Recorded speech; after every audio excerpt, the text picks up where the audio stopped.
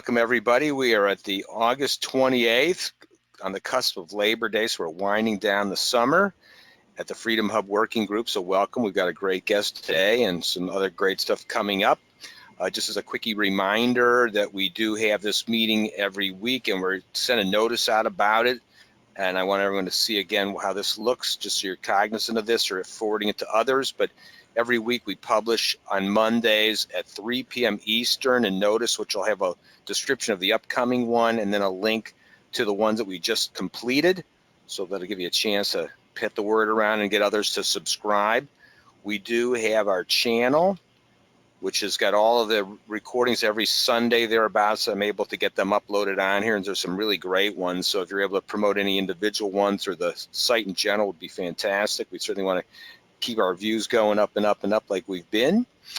And we are going to shift over here for 1 second. And so here we go. So this is the link. This bit.ly is the link, and it's case sensitive. So that's to register for people that want to participate.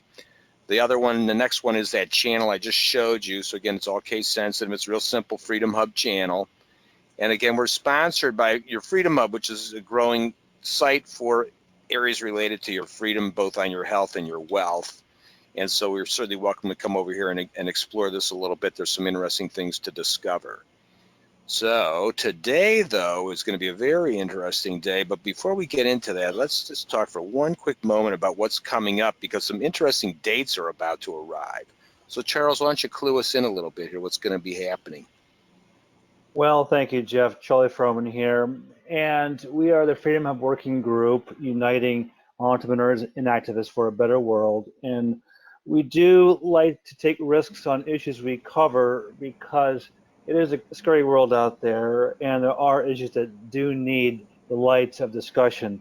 And the 9/11 anniversary brings some opportunity to talk about lost liberties in a couple of weeks with John Whitehead from the Rutherford Institute. And next week, we'll have a couple of professionals from the world of architecture and the legal world from the Reagan White House who are pestering the official story of 9/11. So we're going to go really down the rabbit hole next week. If those of you that are curious want to join us, it's not going to be for the timid. In 3 weeks, we're going to go back mainstream a bit with another CI scholar. We had John Berlau a month or so ago on financial deregulation. And we had Robert Poole from Reason on transportation innovations. Mark's going to focus on airports. And we did TSA screening a while back. This is going to deal with why are some airports ignored. All of us know these regional airports that are really fancy and nice, but not used. What's going on? And then big airports are log jammed. They're horrible. So something's wrong there. Finally, a month from now, we'll have the Econ Department head from George Mason, Don Boudreau, talk about labor laws. It's an important area, and it really does screw workers, especially in this gig economy. So that's our preview, Jeff. Fantastic. Looks pretty exciting to me. And then yet today, we're going to have a nice little discussion here with John Tamny. So if you want to kind of give a little rundown, I'll show a little bit of some of his websites here while you give us a little description for a quick moment. Sure, and it concerns me, Jeff, that that third slide obviously did not go totally. But what that slide should say is John Tamny is a contributor at Forbes magazine. He is going to talk about the glories of inequality, which is sort of an in-your-face title, but for folks to appreciate the diversity that can occur in a market economy, the lack of equality in some ways is a normal part of that, and a good part for all cohorts of income earners. He also is going to talk about a book that has a fantastic title. It's called The End of Work, how pursuing your passion can be the way you pursue work. So it's why your passion can become your job, The End of Work. So we're looking forward to that. John also is a senior economic advisor at a firm that I want John to pronounce the name when he comes on. And he also directs an economic department of sorts at the FreedomWorks Advocacy Group. And he's the senior editor at Real Clear Markets, which is a fantastic aggregator of financial news stories. I knew John at Cato a decade and a half ago when he was raising money from donors, and I was helping with government affairs. And it's nothing but impressive how John has risen in the financial pundit world since then. In fact, what really got me thinking about him was an article a couple of weeks ago where he was included in a list of 15 must-read financial writers that billionaires read. So he's a great writer, provocative, contrarian, and the title of The Glories of Inequality shows that that's an example of his contrarian approach to some big important financial issues. So that's John coming up, Jeff. Well, John, you got some big shoes to fill, sounds like. Yeah. All right. Well, thanks for having me on. Glad to have you. The floor is yours. Okay. Well, first of all, big thanks to Charlie. It's true we go way back to 2003. It's great to be doing something with him, and thanks to all of you who are participating on the Freedom Hub. I'd like to think that all of us collectively are changing the terms of the policy discussion and the policy direction of the country, and that's a good thing. Having said that, I'd like to jump off with a lot of optimism. While it's easy to get caught up in how bad workers have it and how different laws are screwing them and everything, let's never forget that we've been winning this debate, and we've been winning the policy debate for quite some time. The way to look at that is to go back to the 1970s. And thinking about the 70s, I assume all of you have telephones or mobile phones. Well, in the 70s, they didn't exist. If you wanted to make a call back then, it was on a landline that you plugged into a wall. If you wanted to own that landline, it was illegal. You had to rent it from the government's preferred monopoly, at which point a call from Washington to Baltimore, Maryland was going to be very expensive. Think about air travel. I assume everyone on this call has been on an airplane before, but in the 70s, it wasn't uncommon to ask the question, have you ever flown? Back then, air travel was planned Soviet Union style by the Civil Aeronautics Board, and so huge barriers to entry, and flying was what rich people did. Thinking about gasoline, most of us who are older remember, some of the younger ones perhaps don't, but in the 1970s, gasoline lines were quite common. It's not as though gasoline was scarce, it never was, but in the 1970s we devalued the dollar, and so oil's priced in dollars and it soared very quickly. The political class in its infinite wisdom imposed price controls, and so gasoline lines became something that we had to deal with. And then, of course, the top tax rate in the 70s was 70%. Crucial there is that both sides, Republican and Democrat, said that it would be economically a problem if the rate were reduced. It would cause inflationary breakouts, all sorts of horrifying things. And it's just all of this is hopefully a reminder that we've won, and we've won big. We're so much smarter, we're so much better off than we were 40 years ago today. When people get all pessimistic, I don't have time for them, because we've thoroughly beaten up the other side in favor of big government, and I would say in a big way. And I would argue that the reason we've done so is that we've gradually discovered the basics to economic growth. I talk about them in my first book, Popular Economics, which all of you should buy several copies of. But in it, I make the case my case that economic growth is easy. It's as basic as removing or reducing the four main governmental barriers to production. And so briefly, what are they? Well, the first one is taxation. Taxes are a price or a penalty placed on work. And so in an ideal world, the top tax rate would be as low as possible. Capital gains taxes are a tax on investment success. Okay, there are no companies and no jobs without investment first, so in an ideal world, that rate would be zero. Government spending is the ultimate tax, and this is not a comment on deficits. I don't think about deficits at all. I think a focus on them is the path to losing the argument and handing the argument to the other side. I just worry about how much government's spending. I don't care how they get it.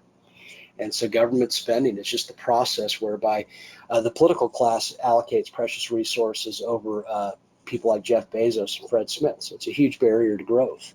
The next barrier is regulation. Regulations do not work, and they cannot work. There are so many examples of this, but Citigroup, bank that's been bailed out 5 times in 25 years, had no less than 60 full-time regulators in the building. They didn't have a clue about the problems within the banks. Regulation is very costly, and it achieves less than nothing because we're asking those who couldn't get jobs in certain industries to police those who could. And we're asking them to see into the future. Well, if they could see into the future and detect trouble spots in businesses, they wouldn't work as regulators, they'd work as billionaire investors. The third main barrier to production is unstable money values.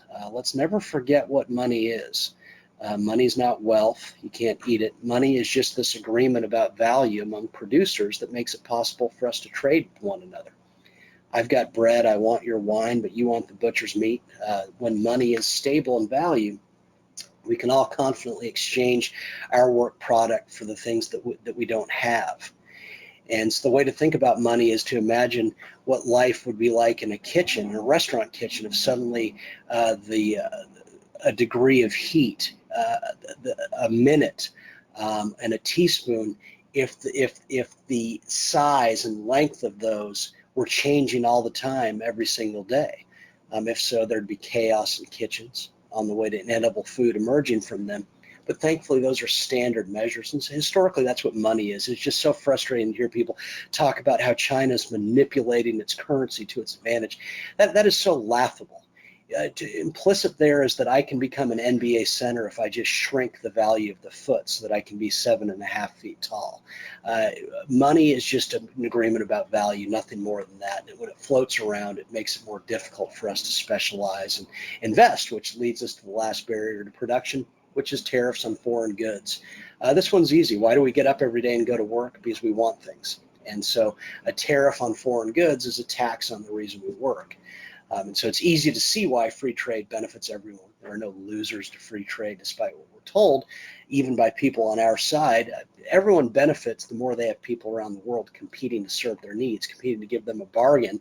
But it gets even better when you think about it in terms of what it means for us as individuals. And that's what my third book, The End of Work, is about. It's about how with greater and greater specialization, with more and more automation of old forms of work, we're able to do the work that most elevates us, such that more and more of us get up in the morning excited about what we're about to do.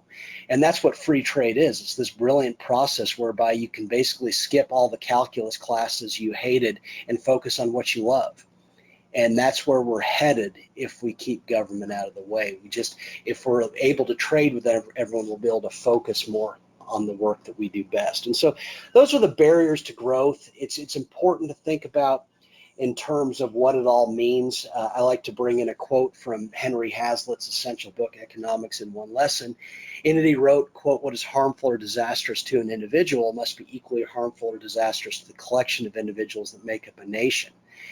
I would argue that's the most important sentence ever written in any economics book ever written. Hazlitt was saying that an economy is not a living, breathing blob. It's just a collection of individuals. When you break the economy down to the individual, you'll never, ever, ever again lose an argument on economics. Because I don't care what your ideology is. You could be Republican, Democrat, Libertarian, Socialist. You go down the list. What you cannot deny is that, at least on an individual level, no individual is improved economically if more and more of the dollars earned are being taken away in taxes. No individual is able to create more wealth if more and more work hours are spent complying with regulations. No individual is better off economically if the dollars earned are constantly being devalued by the U.S. Treasury. And no individual is able to take in more wealth if talented people from around the world are barred from serving that person's needs solely because they live in another country. And so economic growth is simple, blindingly simple when you look at it through the prism of the individual, and it works well given the discussion of today, which is about inequality.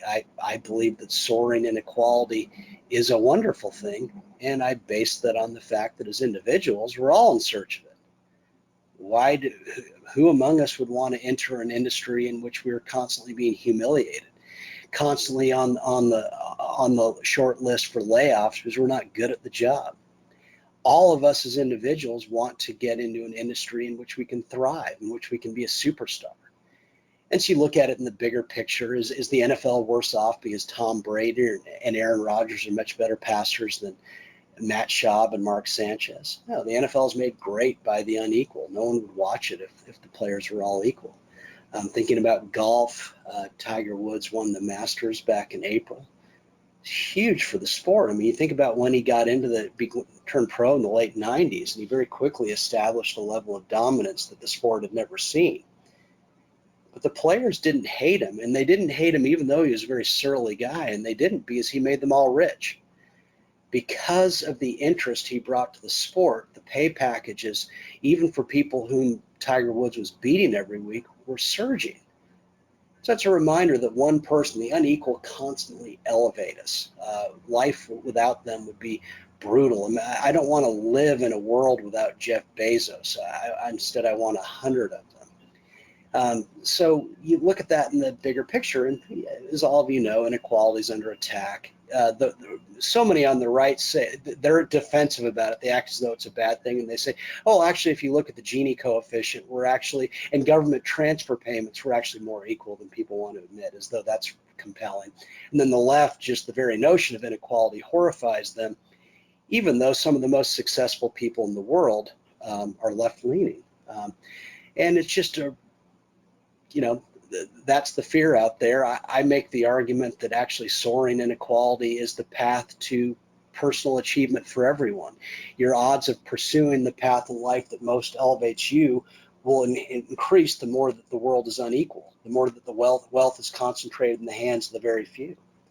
And for those who want to pursue a path of nonprofit life, helping those who can't help themselves, your odds of doing that are much greater the more that there's massive wealth inequality. And to make this case, I'll begin with Paris Hilton. Most know who she is. She's not famous. She's infamous. We all know why she's infamous. People who hear about her and who would broadly agree with me economically say, she's a good reason to have an estate tax because she doesn't know what to do with her money. This is justification for it. And I hear that and I say, well, when you talk about Paris Hilton that way, you make the argument that I always make that, in fact, we should get rid of the estate tax altogether. Because think about what people like Paris Hilton mean for progress. She earns millions a year. She has the potential to inherit quite a bit more based on the achievements of her grandfather and great-grandfather. And because she does, she has the potential to do great things for us. And she can precisely because she can't spend all of it. I mean, she could reasonably spend it if she wanted to, but the reality is she's always going to have excess amounts of money. And so let's say she puts that money in the bank.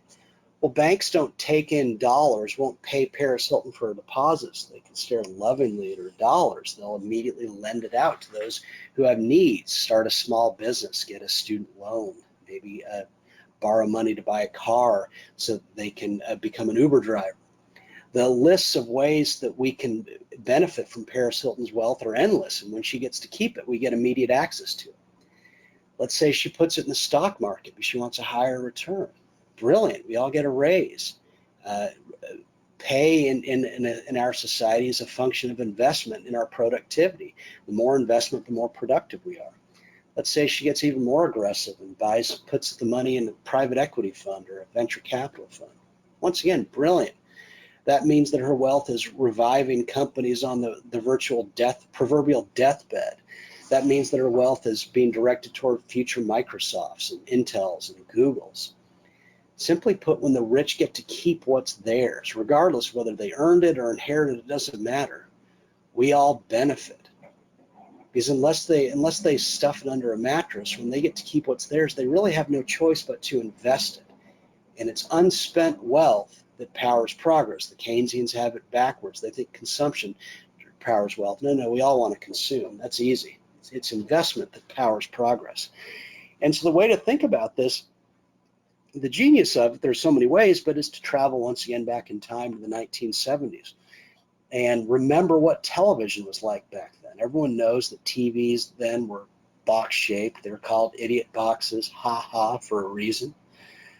Because there were so few television stations, the competition for our eyeballs was very limited, and it showed up in substandard TV. There were some good shows, but most of them were bad. Now amid this vast wasteland for TV, ESPN was incorporated. Now back then, ESPN was a joke. It was a laugh line. Its headquarters was a very small room, basically, that people used, took plywood borrowed from next door and just nailed the plywood to the walls for desks. ESPN's live sports programming back then was men's fencing and women's field hockey.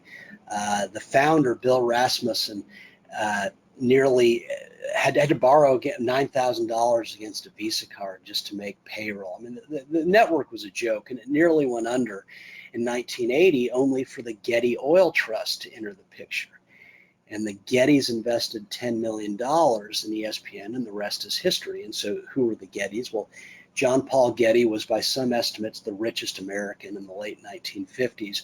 And when he died in 1976, he left behind a huge estate to his heirs.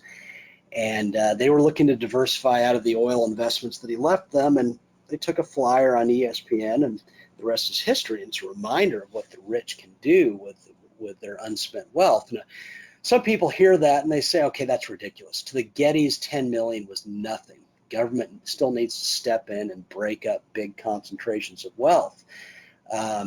Weak argument, John. To which I say, when you say that, you're making my argument for me for getting rid of wealth and estate taxes and high income taxes altogether, because what you're saying is crucial. You're saying the Gettys had 10 million to lose, and that is crucial. Consider the typical investor. The typical investor hurts if he or she loses $10,000. And that's why the typical investor buys blue chip stocks, McDonald's, Procter & Gamble, Nike, you name your companies, Disney, companies with predictable earnings streams. This is called wealth preservation. There's nothing wrong with that. That's what most people do. But economic growth is driven by surprise. It's driven by investment in new ideas that have high potential, but precisely because their potential is high, they have high odds of failure. And that's where the super rich come in. They uniquely have the funds to invest in the dreamers, without which there is no progress. And so you look back in time, without inherited wealth, we would be a much less advanced society today. Banking heir J.P. Morgan met Thomas Edison, this weird inventor, and thought this light bulb seems like a good idea. Morgan's father thought he was nuts. What are you doing investing in this crackpot? But think about how the world changed as a result. Howard Hughes inherited Hughes Tool and Die in Houston and brought the pile of money out to California and helped fund the evolution of the U.S. aviation industry to our much greater betterment. You think about Apple. The original money behind Apple was Rockefeller money. In fact, the original money behind Silicon Valley venture capitalists was Rockefeller, Vanderbilt, Phipps, rich families with enormous sums of money that they were willing to lose, because just about every business funded out in Silicon Valley goes bankrupt. But they, because they were so rich, had money to invest in these ideas. The list goes on. And so you think about ESPN, thank goodness for inherited wealth. It wouldn't be here today if not for it. But ask yourself the question, how many great ideas were strangled or suffocated long ago, given this desire among some to separate the rich from their wealth? And I blame both political parties for this. Notice how Republicans are always afraid to say we're reducing taxes on the most productive or on those who inherit the most. They run from it and say we want to help the middle class, which does absolutely nothing for economic growth.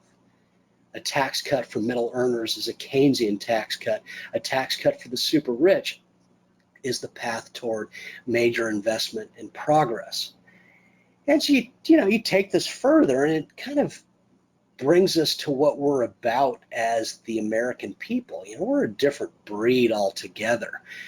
We're the crazies. We descend from the nutbat jobs that crossed oceans in search of freedom. We're different from everyone else. And this is an important thing that I think that we don't embrace enough. Forget about your opinions of immigration, but the most inconvenient truth for the left today is where the world's poorest point themselves. The left in our world today say, well, rising inequality harms poor people. Well, that's funny because the world's poorest have been for centuries risking it all to get to the highly unequal United States. It's kind of an inconvenient market signal for the ridiculous left. It's a reminder to them that poor people get it. Where there are rich people, opportunity is abundant. But all this inequality also speaks to what we're like as Americans. Again, we're the crazies, and so we're not bothered by rich people. We admire them. Inequality doesn't cause us to go to bed in the fetal position. It causes us to gamble on new ideas. We see these rich people and think we want to be like them, and so we'll gamble. And there's so many stories about this, but my favorite involves the late Al Newharth. In a column he wrote a few years before he died, he described his early years, and I just lightly paraphrased. He said, I was a poor German-Russian kid from South Dakota. My dad died when I was 2. Now, Newharth's column was about himself and Larry King, the talk show host. Larry King grew up very impoverished circumstances in Brooklyn, lost his father in grade school. And as Newharth put it, Larry and I both knew we were going to have to gamble on some big ideas to make it big time.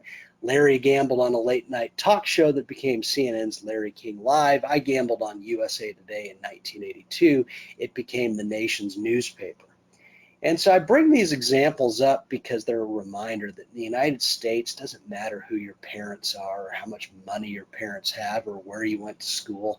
Larry King didn't graduate from college. The only thing that matters in the U.S. is your willingness, your eagerness to pursue what makes you uniquely brilliant, pursue your entrepreneurial truth. And so it's something to think about next time you hear people say, we need the rich to pay more of their fair share. We need to institute wealth taxes. You're not going to shrink the Rockefellers. They're always going to be rich. So will Jeff Bezos' heirs. So will Warren Buffett's. But what you do when you take away their wealth is you reduce their willingness to fund the dreamers of tomorrow. There are no entrepreneurs without capital. And so when the goal is to neuter the rich, the victims of this hideous idea are never those that are rich. It's those who want to be, those who have a dream, those who want to create something great. And so you take this further, and let's just ask the basic question, what does rising wealth inequality mean in a society like ours? Specifically, it's a sign of a shrinking lifestyle gap between rich and poor. Taking this further, if people are trying to figure out how they can get super rich, the quickest way to do it, of course, is to mass produce the former luxuries of the rich. Taking this even further, for anyone who's curious about how the poor and middle class in the United States will live in the not too distant future, the single best way to understand that is to go to the richest neighborhoods in all of the United States and observe the lifestyle habits of the super rich. And so it's kind of fun to think about now because there's so many things that the rich get to do that we don't get to, but arguably the most obvious example of modern times is that the rich fly on private jets to get around the world. We deal with TSA. And that's what's exciting about the future. In the not too distant future, private flight's going to become pretty common. For the kids being born today, realistically, that's all they'll ever know in their 20s and 30s is private flight. And some will say, well, how do you know that? The future is unknowable. That's so arrogant to predict the future. Well, but it's easy to predict the future in terms of what we'll enjoy material simply because what the rich enjoy is always a preview of what we'll all enjoy if markets are kept free. We, again, all of us on this call have a very noble thing that we're doing. If we succeed, if we keep winning, private flight will be the norm. Because you look throughout history, think about the first mobile phone. Motorola manufactured it in 1983. It was brick-sized, half-hour battery life, terrible reception. If you want to make a call from DC to Richmond, it was going to cost you a fortune. That phone, that hideous phone, cost you $3,995. Nowadays, thanks to billionaires, we can get those phones for next to nothing, yet they're actually supercomputers that fit in our pockets. Thinking about computers themselves, IBM manufactures the first mainframe in the 1960s. It filled a big room. It was incredibly slow, no internet or anything like that. If you wanted to own this computer, it's going to cost you, the bottom sticker price was 1.3 million, but it cost you more than that. Thanks to people like Michael Dell, we just throw away computers nowadays that are exponentially more powerful than the one that IBM manufactured back then. You think about cars. When the 20th century began, cars were rarer than millionaires, and millionaires were very rare. If you had a car, you were really something. If you knew someone who had a car, you kind of ran in high circles. Then Henry Ford sets to work mass producing this former luxury that was powered by gasoline brought to market by John D. Rockefeller. Rockefeller is very interesting because his first fortune came in kerosene. It used to be that when day ended, when night fell, the day ended. Unless you had a lot of money and could burn candles that didn't burn very bright, the day ended early and you just went to bed. What else could you do? It went pitch black. So Rockefeller gets rich firstly by lighting up the night for the common man, and then focuses his genius on mass producing gasoline for increasingly for an American people that continue to drive more and more. And so you think about all this, and it's a reminder that rising inequality does not cause poverty. In fact, rising inequality is the greatest enemy poverty has ever known, simply because where wealth is surging, where people are getting rich, that's the surest sign that they're mass producing the luxuries of the past so that we can all live more comfortably, enjoy living standards that would have people from the not too distant past in awe. And so think about all this just in the bigger picture. There's this, it's just so odd that we're having this fight right now. And, you know, over inequality. And one of the best ways I think to have the discussion is in terms of healthcare. You know, how many people on this call would say, what if someone comes up with a quick fix to the torn ACL that takes athletes out for the season and sometimes their careers? What if someone comes up with a quick fix for that? This person would obviously get rich very quickly. Would anyone on this call say, no, we don't want you to bring that invention to market? You'd become too unequal in terms of wealth. What if someone comes up with a cure for paralysis? Would anyone say, no, that you're going to get rich for doing that? And if you cure cancer, if people live longer lives, think how rich you'll get. We can't have that inequality. Now, some would say what I'm describing or advances like that will never happen, but don't be so sure.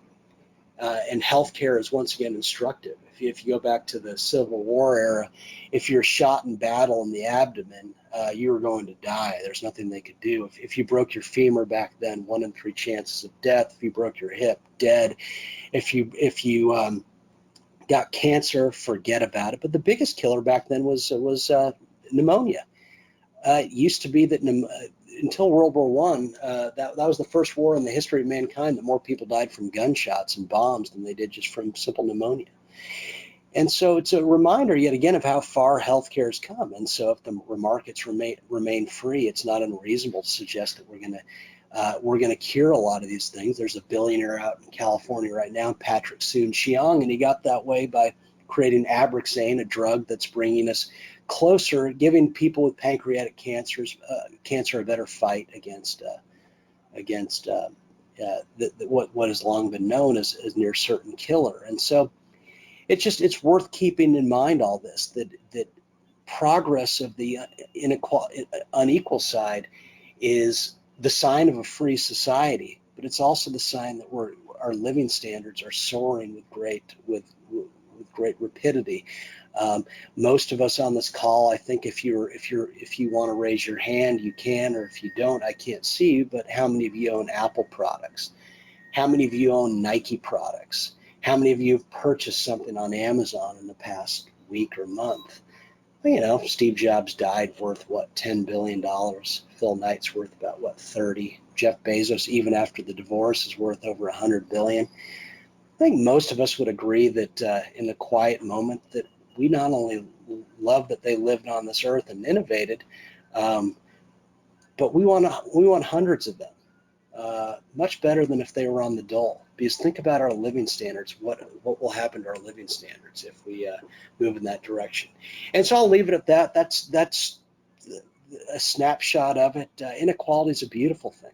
Life would be hideous if we couldn't pursue what makes us great. And think about how much better we all live because of the unequal. So let's stop being defensive about it. Let's stop saying, well, this statistic proves otherwise. Inequality is an amazing thing. And to be clear, to the extent that we're all free thinkers on the call, our ideology is all about soaring inequality. So let's get real with it and let's get comfortable with it instead of being on the defensive. Brag about it. John, that was very good, I have to say. It's interesting in your description of it, of the idea of this inequality and its purpose and need, as we see what's happened politically on the left of late, and they tend to drive harder on that, equality mentality. But they're always carving out that exception for those Steve Jobs of the world. Somehow they can't make that fit inside their argument. So we're going to all benefit by equalizing everybody else, but there's always that person that we kind of follow, or that's that leader. What do you suppose is the reason there's such an incredible increase in that push from that side of the spectrum out of seemingly nowhere? I mean, it's always been there burbling, but now they seem like they're going for broke. Well, I think you have to, and this ideally will have you optimistic too. Watch what people do, not what they say. There's all sorts of posing out in Silicon Valley and among college students that, oh, we want everyone to be equal and we're socialists. Oh, please, they're not socialists. Can we move beyond such a simplistic argument? All these young kids are socialist. Nothing could be more further from the truth. Because while they claim they're socialists, look where they move after college. And I speak on college campuses about inequality all the time. And I always ask these elite students, okay, where are you going? And so invariably they say New York, some say San Francisco, some say Los Angeles, but it's usually those three cities, the three most ruthlessly capitalistic cities on earth. And so while they talk a good game about being socialist, they love achievement, and they're great achievers. And so the left's rhetoric is quite a bit different from their actions. Generally, and that's what makes me optimistic. I think America was amazing, even if we elected Bernie Sanders president, because there's only so much he can do.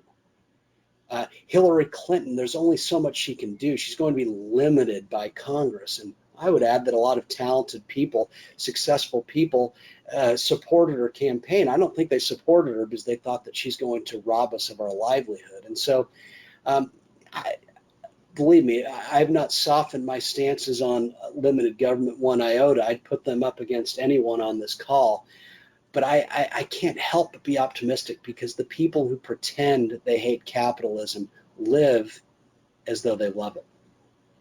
Well, Bernie's a perfect example since he's taking private flights and stuff, even though he decries it. So you're always, and look, even the former president just bought something that ideally on the water maps should be underwater in a little while. Why would he invest in that? So you're totally correct there. Let's open it up for some questions. I say we've got the raise your hand icon there available if you've got some you want to throw John's way here. Jeff? Yes, please jump in there quick. Charlie here. John, fantastic. Two questions. The first is going back to one of your books, and also I'll invite you to comment on another of your books. You mentioned as bad as Hillary or Bernie might be, there's a limit to what they can do. I've seen you make a similar argument with our central bank, the Federal Reserve. You do say we need stable money, but you also discount some libertarians' concern about the Fed, number one. And number two, another thing about socialists among the millennials is that you're right, their actions don't really support their language. And some people say we need to paint a better picture of that bright future that awaits capitalism. And I think the title of your other book does that, at the end of work, how passion can become your job. We have limited time here, but describe a bit more how you paint that picture of people of just pursue your passion, love it in a free market. I mean, that must jazz up college kids who otherwise are afraid of the word capitalism. Well, it's a good question point. I'm very surprised. To be very candid to the listeners, the end of work bombed. it just, no one bought it. I thought it was going to be my most successful book by far, because it was making this optimistic case about how more and more people are escaping laziness. I had titled the book The End of Laziness. And by that, I mean that more and more people are getting to wake up in the morning thinking, yes, I'm about to go do something that I enjoy. And so they're not working anymore. And this is an effect of progress, of economic growth. 150 years ago, most of us knew our path in life. As soon as we were able, we were going to work 6 days a week from dawn to dusk on a farm. Didn't matter if you loved it or hated it. That's what you're going to do. And so thanks to automation, things like the tractor and fertilizer, arguably the two biggest job destroyers in history, in world history, people didn't find themselves out of work. They found themselves more and more doing what they loved, curing disease, building cars, making computers, becoming math teachers, becoming basketball coaches, you name it. And so it's a good question, Charlie, because I think the mistake that libertarians make is they're so absolute in their pessimism. Well, if Barack Obama gets this through, Obamacare gets through, next step is single payer. Now, Americans don't like lines. They're never going single payer. Americans are way too impatient for that, and they would never accept it. And the Federal Reserve has, look, the Fed's ability to influence the economy is so overstated. And as far as that argument about the dollar, no one, I think, extols the virtues of a stable dollar more than I do in columns. The dollar's never been part of the Fed's portfolio. The big dollar devaluations have come care of presidents like Roosevelt, Nixon, George W. Bush. And so the other libertarian argument is that if we don't get these deficits under control, I hear from more libertarians about the financial crisis on the way, and I've heard this from them all my life, and I'm like, you guys believe in free markets and market signals, except for the ones that totally disprove your argument, because while you keep talking about this deficit crisis ahead, the cost for Treasury to borrow going 30 years out continues to plummet. It's at a record low right now, yet libertarians are just certain that if we don't, and so it's a long way of saying we're not winning when we keep talking about how the world's ending. How we win is we talk about the genius of freedom, that when people are free to innovate, when people are free to become unequal, our ability to pursue the path in life that most fulfills us becomes much more likely. And so I hope that that's a long way of answering your question. I don't see how we can win the argument with all the alarmism that has become libertarianism or republicanism. How about let's start talking about how it's not a sacrifice when governments spend less. It's not tightening the belt. No one's hurt. There's no austerity. That just means there's more money out there to fund the next Jeff Bezos. And so let's talk happy stuff. This is a happy story. It's not a negative one. Well said. How about Byron? Do you want to talk about privatizing licensing? How that might open up all these new jobs based on passions if there's no red tape to stop people? You want to ask John about that? Well, I don't know if he knows about that proposal. The idea is to create a legal system that encourages private organizations to privately certify people, and their credentials would be protected through fraud law, rather than having to take people who fraudulently use their certification to court. They could rely on prosecutors, basically the government, to prosecute people for the fraud that they've committed, since it costs so much to take people to court. I don't know. The idea, of course, is to open up opportunity where licensing right now blocks opportunity, and I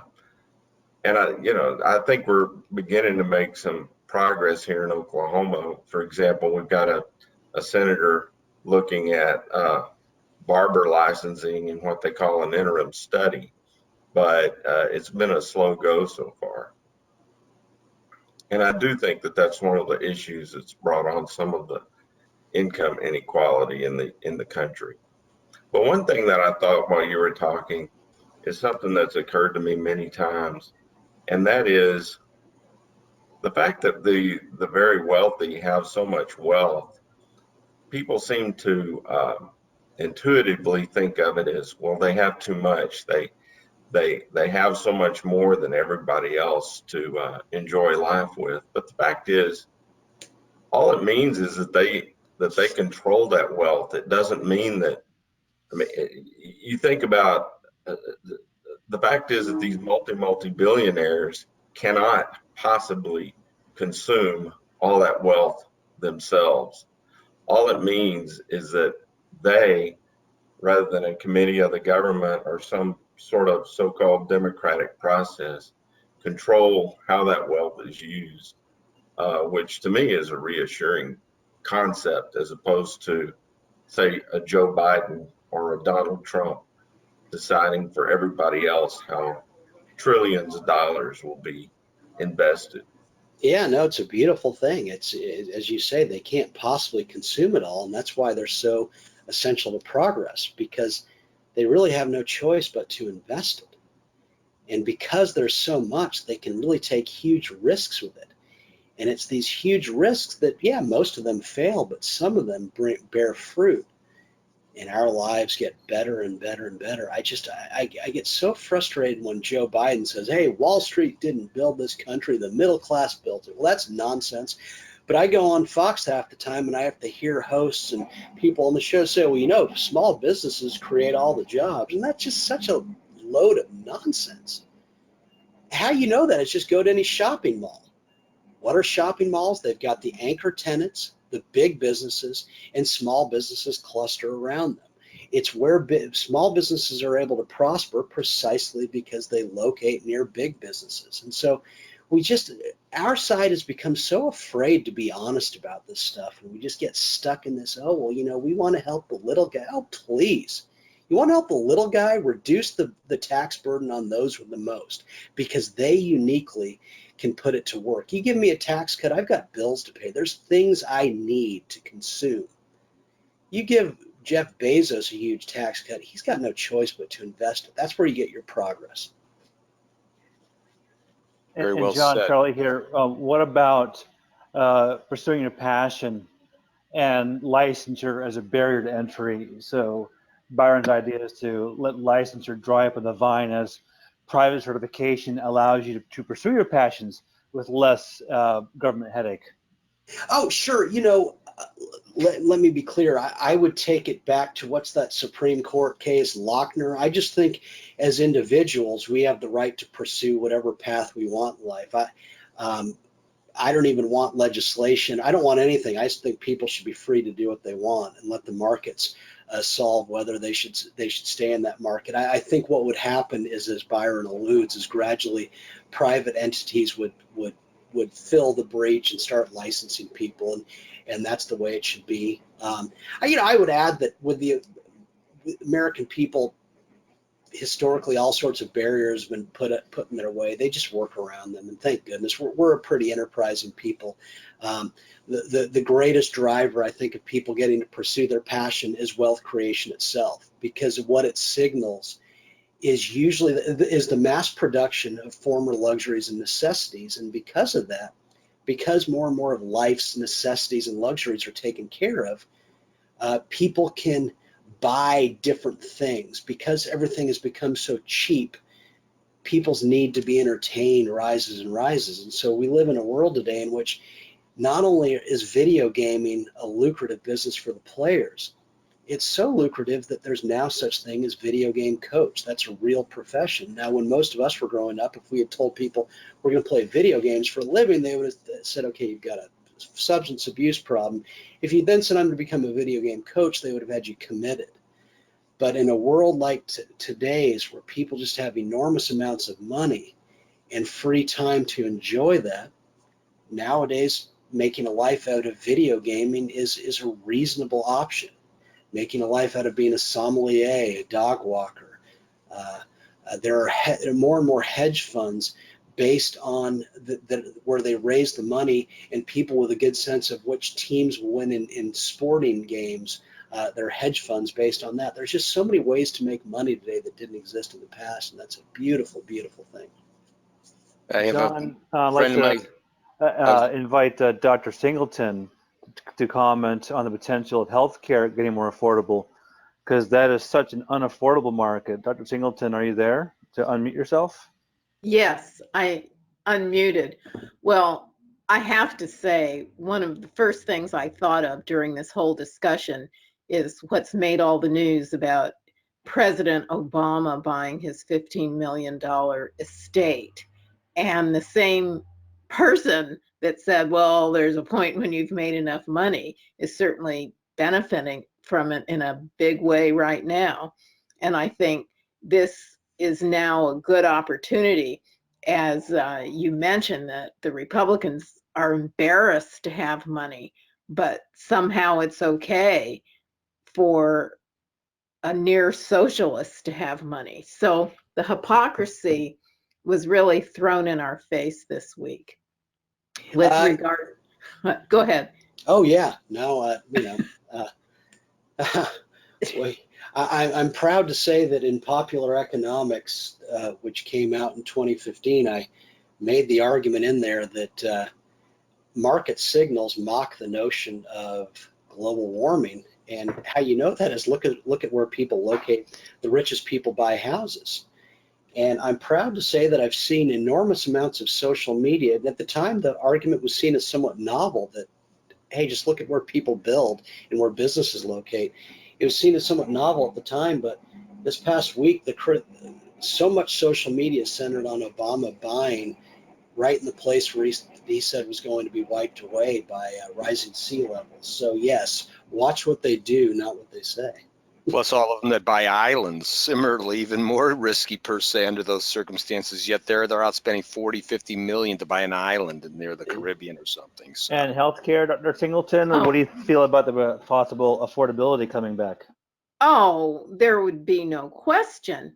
And one of the things that when you see what the government is doing with trying to solve the problem of the unanticipated medical bills, what's the first thing they go to? Price fixing. And don't they realize that leave it open? And if somebody's way too expensive or they're no good, do a bad job, they're not going to get paid as much as somebody who does a fabulous job.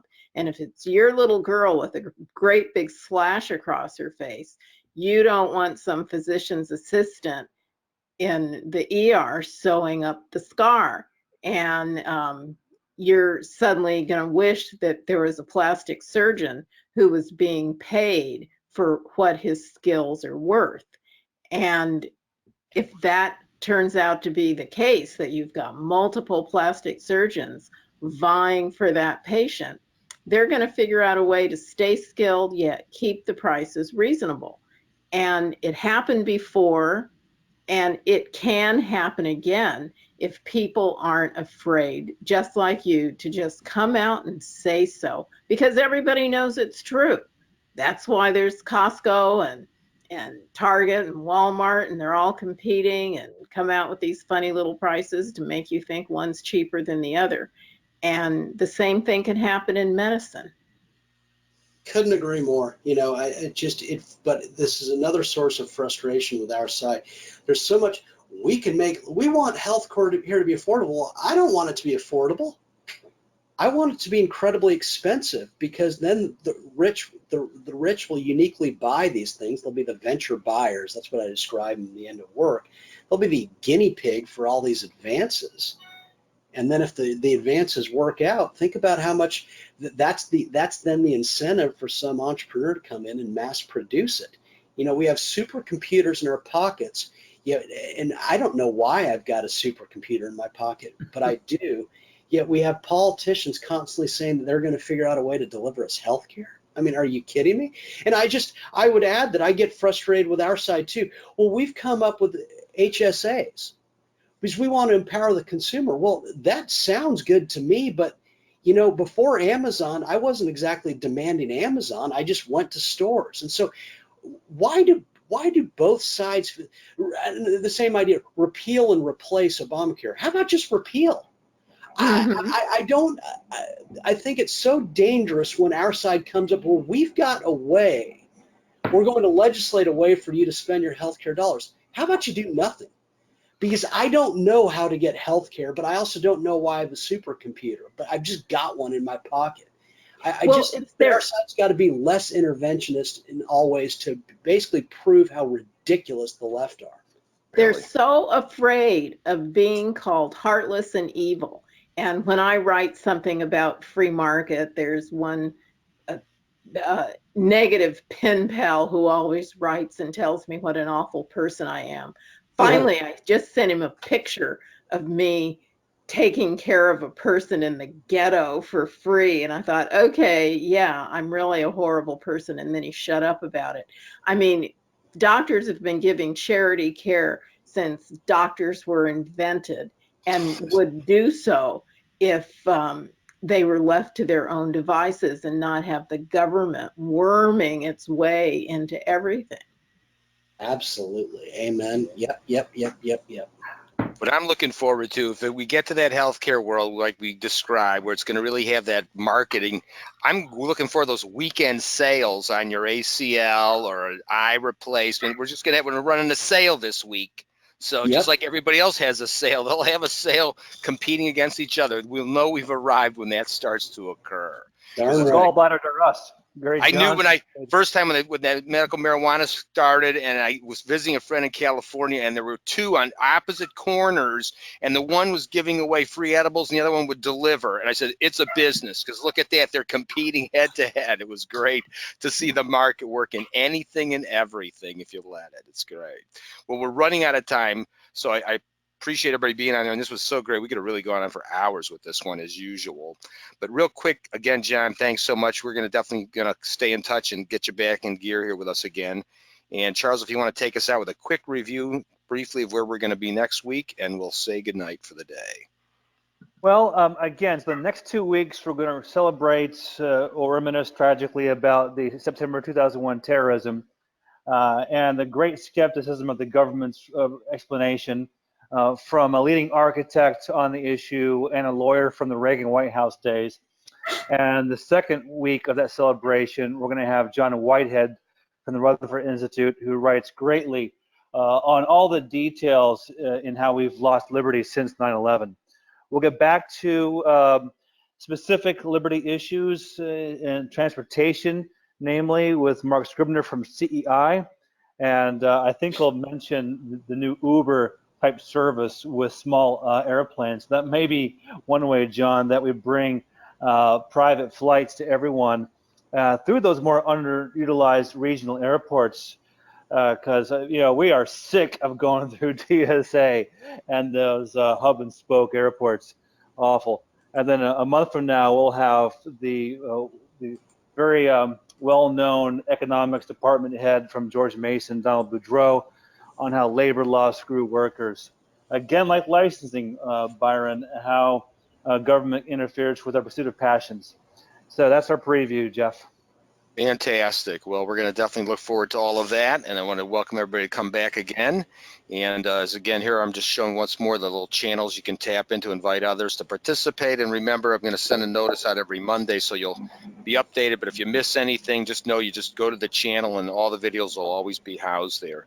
So, John, thanks again, and everybody, thanks for being here today. Thanks for.